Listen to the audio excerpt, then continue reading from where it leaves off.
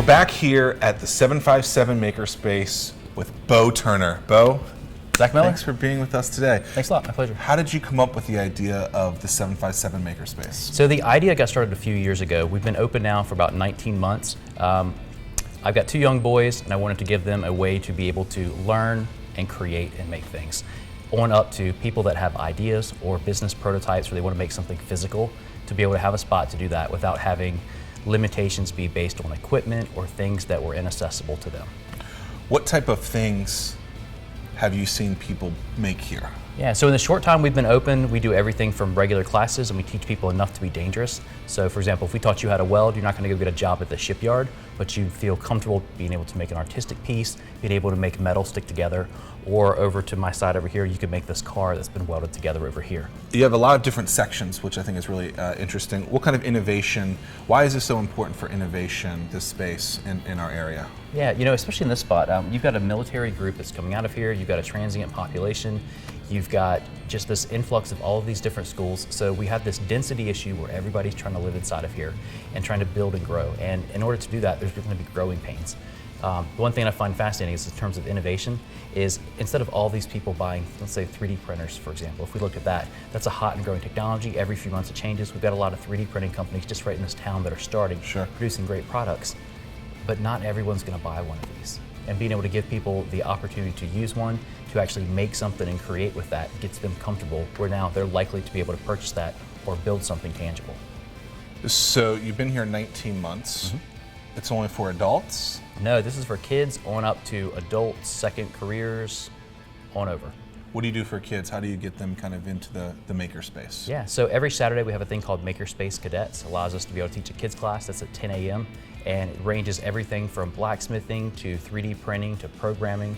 19 months being in the space, what will the next 19 months look like?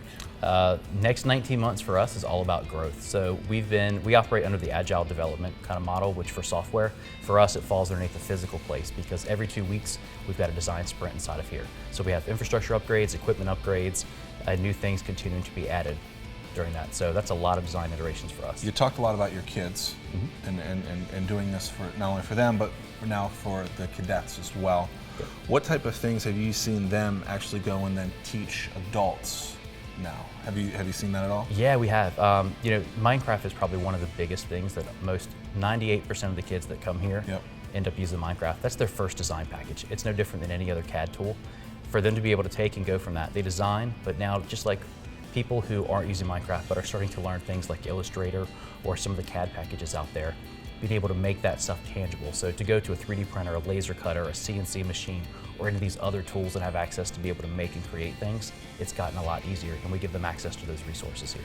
I was looking online, I saw an event called Pop-Up Robots. Yeah. What is that? Yeah, so Pop-Up Robots is a monthly meeting that we have here at the space, and it's all about, there's a small portion at the beginning about talks. You can learn the current latest information about robots themselves and robotics, and then you also have a chance to build a robot that then you can take home and continue building and expanding and programming yourself. So the Makerspace is an educational tool, but also a way for you to prototype those things. In a sentence, what is the 757 Makerspace? Yeah, we're a community workshop and prototyping center. And for those who are watching that may want to come check out the space, how could they find out more information? 757makerspace.com, Facebook/757makerspace, and Twitter.